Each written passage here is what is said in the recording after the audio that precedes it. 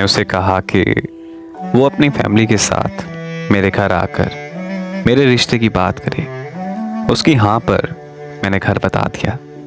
जब रिश्ते की बात आई तो उसके इंतज़ार में सुबह से शाम हो गई, मगर वो नहीं आया। मैंने जब उसे कॉल की तो उसका नंबर भी बंद जा रहा था। अगली सुबह उसकी कॉल आई और उसने बताया कि उसकी अम्मी हमारे रिश्ते के लिए बिल्कुल नहीं मान रही। तो मैंने उसे कहा कि तुम तो कहते थे तुम्हारी फैमिली की तरफ से कोई मसला नहीं है, फिर अब ये सब क्या है? तुम खुद बताओ कि मैं अब घर वालों को क्या जवाब दूँ। उसने कहा कि मुझे कुछ वक्त दो, मैं सब कुछ ठीक कर दूंगा। मैंने अपने घर बात की और घर वालों ने मुझे 1 साल तक का वक्त दे दिया। 1 साल में वक्त इतना बदल गया कि वो मुझसे कई कई दिन तक बात नहीं करता था, और जब भी मैं उससे शादी की बात करती तो वो अपना मोबाइल फ़ोन बंद कर देता। फिर उसने एक दिन मुझे कहा कि मेरी माँ कभी नहीं मानेगी और मैं अपनी माँ की मर्ज़ी के बगैर कहीं शादी नहीं कर सकता। तुम ये बात मान लो कि हमारी शादी कभी नहीं हो सकती। तुम कहती हो और शादी कर लो। मैं उसके प्यार में मुकम्मल तौर पर पागल हो चुकी थी। सारी सारी रात रोती रहती थी।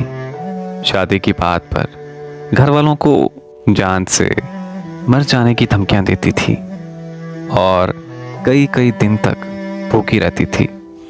1 साल बाद मुझे पता चला कि वो शादी करने जा रहा है। मेरी तो जैसे दुनिया ही हिल गई। बहुत सोचने समझने के बाद मैं उसकी माँ से मिलने चली गई। मैं उसकी माँ के पाँव पड़ गई।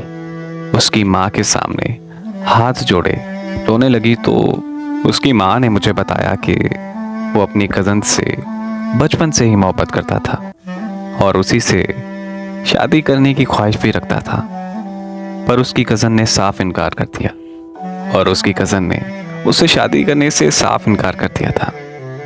उसकी कज़न उस दिन मानी थी जिस दिन हम लोगों ने आपके घर आना था। वो तुम्हारे साथ प्यार नहीं करता था, बल्कि उसने तुम्हारे साथ प्यार करने का ड्रामा किया था। उसने सिर्फ अपनी कज़न को दिखाने के लिए ये सब ड्रामा रचाया था। मैं ये सब सुनकर अपने घर आ गई।